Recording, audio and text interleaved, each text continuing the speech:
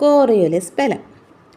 ഭൂമിയുടെ അച്ചുതണ്ടിലുള്ള ഭ്രമണം കാറ്റിൻ്റെ ദിശയെ സ്വാധീനിക്കുന്നുണ്ട്. ഭൂമി അതിൻ്റെ അച്ചുതണ്ടിൽ കറങ്ങുമ്പോൾ അത് കാറ്റിൻ്റെ ദിശയെ സ്വാധീനിക്കുന്നുണ്ട്. ഇത് ആദ്യമായിട്ട് കണ്ടുപിടിച്ചത് ആരാണെന്ന് ചോദിച്ചാൽ 1844 ഫ്രഞ്ച് ശാസ്ത്രജ്ഞനായ കോറിയോലിസ്.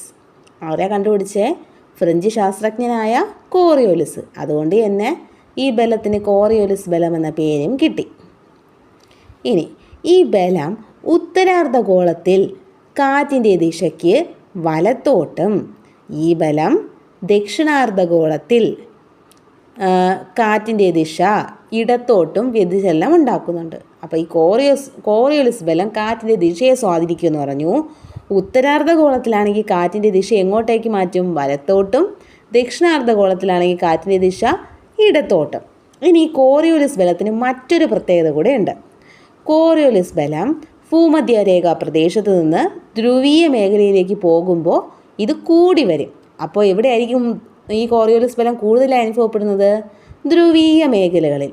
ഭൂമധ്യരേഖ പ്രദേശത്ത് കുറവും ആയിരിക്കും. ഇനി ഉപോഷ്ണ മേഖലയിൽ ചുഴലിക്കാറ്റുകൾ രൂപപ്പെടാൻ കാരണം കോറിയോലിസ് ബലമാണ്. ഉപോഷ്ണ മേഖലാ പ്രദേശത്ത് ചുഴലിക്കാറ്റുകൾ രൂപപ്പെടുന്നതിനുള്ള കാരണം കോറിയോലിസ് ബലമാണ്. അപ്പോൾ ഇന്ന് ഞാൻ പറഞ്ഞ കാര്യങ്ങളൊന്നുകൂടെ പറയട്ടെ.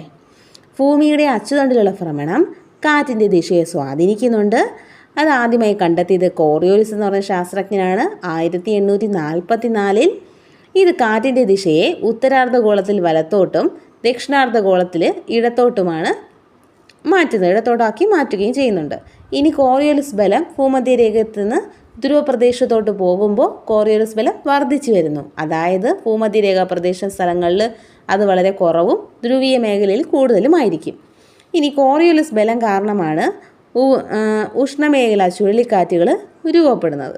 ഓക്കെ, ഭൂമധ്യരേഖ പ്രദേശങ്ങളിൽ ഉഷ്ണമേഖലാ ചുഴലിക്കാറ്റുകൾ രൂപപ്പെടുന്നതിനുള്ള കാരണം ഈ കോറിയോലിസ് ബലമാണ്.